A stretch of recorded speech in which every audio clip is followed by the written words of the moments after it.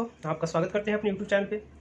और आज हमारे साथ हैं डॉक्टर राहुल गुप्ता सर, जो विश्व प्रांगण आयुर्वेदा एंड पंचकर्मा क्लिनिक हल्द्वानी के डायरेक्टर हैं। सर 15 साल से भी ज़्यादा समय से आयुर्वेद को सेवा दे रहे हैं, आयुर्वेद में काम कर रहे हैं, प्रैक्टिस कर रहे हैं और सर यूट्यूब और फेसबुक के माध्यम से लोगों को काफ़ी जागरूक करते हैं आयुर्वेद के माध्यम में। मैं सर को काफ़ी दिनों से लीच का सप्लाई दे रहा हूँ। फिर मैंने सर से रिक्वेस्ट किया कि सर आप मेरे साथ एक लीच थेरेपी पे वीडियो बनाएं, जिसमें जो भी तरह के डाउट होते हैं वो क्लियर हो जाए। तो इसी पर मैंने सर से रिक्वेस्ट किया और सर ने मुझे समय भी दिया और आज हमारा उन्हीं के साथ ये वीडियो शूट हो रहा है। तो आप लोग कृपया करके पूरे वीडियो को देखें और सर के भी चैनल को आप विजिट कर सकते हैं। मैं उनका डिस्क्रिप्शन बॉक्स में लिंक दे दूंगा। आप पूरे वीडियो को देखें, जो भी आपको डाउट होते हैं लीच थेरेपी के रिगार्डिंग सारे डाउट क्लियर हो जाएंगे। सबसे पहले तो हम सर का धन्यवाद देना चाहते हैं कि उन्होंने समय निकाला और मेरे साथ वीडियो बनाया। और मैं इस वीडियो में 10 क्वेश्चन पूछूंगा, जिसमें से 2 पार्ट होंगे, वीडियो के 5-5 के क्वेश्चन के पार्ट होंगे और सारे को आपको जो भी डाउट होते होंगे लीच थेरेपी के रिगार्डिंग सारे के सारे डाउट क्लियर हो जाएंगे। तो बिना देर की हुई वीडियो को शुरू करते हैं। पहला क्वेश्चन जो मेरा सर से होगा वो ये होगा। पहला क्वेश्चन हमारा है सर से, सबसे पहले जलौका उपचार का वर्णन जो है आयुर्वेद में कहाँ मिलता है? प्लीज सर बताइए। आयुर्वेद में लीच थेरेपी को जलोकापचारण कहा जाता है। जलोकापचारण जो है रक्त मोक्षण पंचकर्म का एक भाग है। सबसे पहले जौंक या जलोका का वर्णन समुद्र मंथन के समय मिलता है। समुद्र मंथन के समय जब आयुर्वेद के भगवान धन्वंतरी की उत्पत्ति हुई थी, तो उनके बाएं हाथ में अमृत कलश था तथा दाएं हाथ में जौंक या लीच रहता था। इस उदाहरण से हम समझ सकते हैं कि लीच का या जौंक का आयुर्वेद में क्या महत्व है। मुख्यतः क्योंकि जलोकापचारण रक्त मोक्षण के अंदर आता है, इसलिए आयुर्वेद के शल्य प्रधान ग्रंथ सुश्रुत में इसका वर्णन प्रमुखता से मिलता है। आचार्य सुश्रुत ने रक्त की महत्वता को समझाने के लिए उसे चतुर्थ दोष, 3 दोष तो आप सबने सुना होगा, लेकिन उन्होंने रक्त को उसकी प्रमुखता को दर्शाने के लिए उसे चौथे दोष की उपमा दी गई है।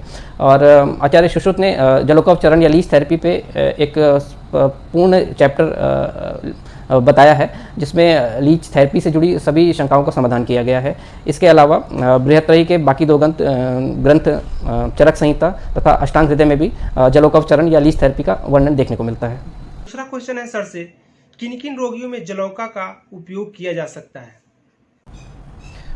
रक्त मोक्षण के अलग अलग प्रकार हैं, जिसमें जलोकापचारण एक है। इसके अलावा सिरावेद, विद्यकर्म इत्यादि अनेक प्रकार रक्त मोक्षण के बताए गए हैं। इसमें से स्पेशली जलोकापचारण उन रोगियों में कराना चाहिए जो सुकुमार प्रकृति के रोगी रहते हैं, जिनका सत्व अल्प या हीन रहता है।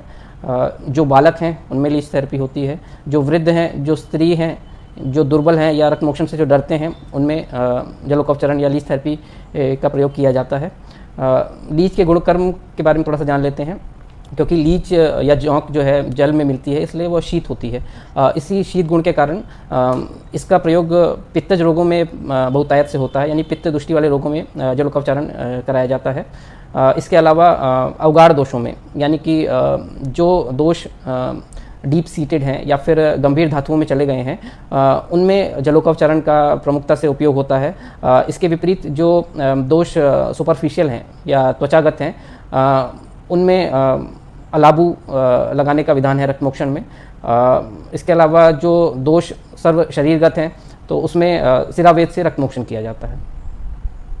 तीसरा क्वेश्चन है सर से, जलौकाचरण के समय किन किन बातों की सावधानियां रखनी चाहिए और जलौकाचरण का सही तरीका क्या है?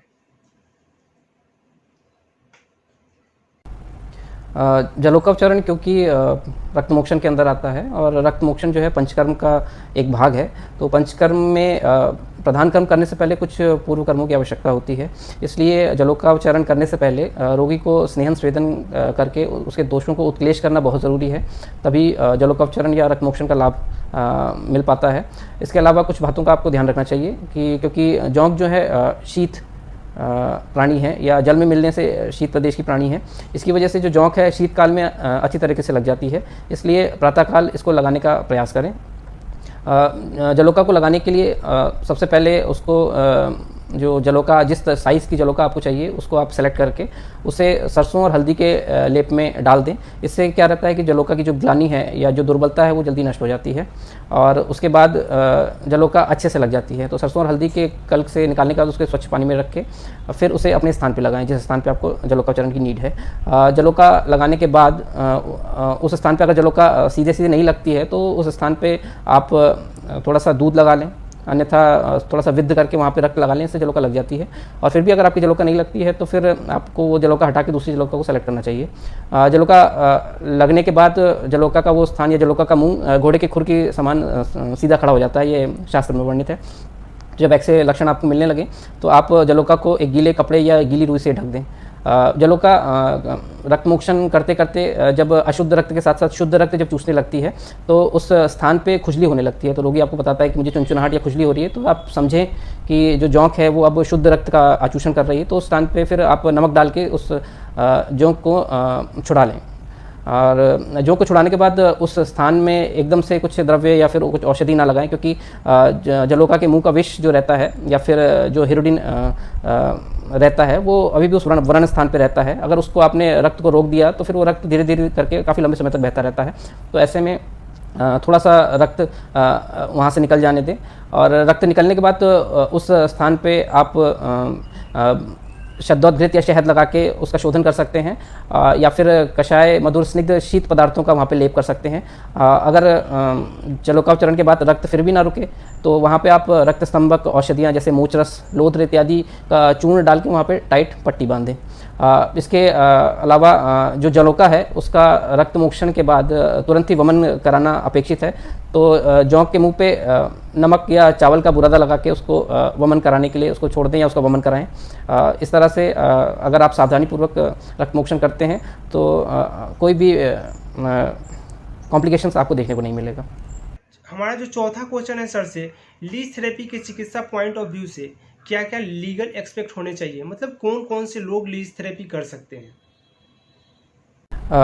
आयुष चिकित्सा पद्धति में आयुर्वेद और यूनानी ये दो ऐसी पद्धतियां हैं जिनको जलोकावचरण लगाने की लीगली परमिशन प्राप्त है। तो ये चिकित्सक अगर इनके पास प्रॉपर इनकी पद्धतियों की डिग्री है तो ये जलोकावचरण कर सकते हैं। जलोकावचरण लगाने से पहले पेशेंट का सम्मति पत्रक या फिर कंसेंट लेटर लेना बहुत ज़रूरी है। ये कंसेंट लेटर पंचकर्म के हर एक कर्म में लेना आवश्यक है, इसलिए अपने रुग्ण से सम्मति पत्रक अवश्य लें। शास्त्र सम्मत विधि से पूरे शास्त्र में जो जो सावधानियां कही गई हैं उनको अगर अच्छी तरह से पालन करते हैं आप तो जलोका लगाने में फिर कोई भी दिक्कत नहीं आती है। और हमारा पांचवा क्वेश्चन है, इस वीडियो का लास्ट क्वेश्चन जो है वो ये है कि जलोकावचरण के पहले क्या हमें कोई ब्लड टेस्ट करना जरूरी है? यदि है तो कौन कौन सा टेस्ट जरूरी है, प्लीज़ सर बताइए। जलोकावचरण विधि या लीच थेरेपी क्योंकि एक आयुर्वेद चिकित्सा के अंतर्गत आती है, तो इसमें रोगी का निदान करना आयुर्वेद के दृष्टिकोण से आवश्यक है। फिर भी रोगी का जब आप रोगी से प्रश्न परीक्षा करते हैं तो उसकी हिस्ट्री में आपको ये रूल आउट करना ज़रूरी है कि रोगी को कोई पहले की ब्लीडिंग डिसऑर्डर्स की कोई हिस्ट्री तो नहीं है। जैसे रोगी किसी रोगी में हीमोफीलिया वगैरह मिलता है तो ये पहले रूल आउट कर लें। इसके अलावा जनरल CBC करा के या BTCT टेस्ट करा के आप जलोकावचरण करा सकते हैं।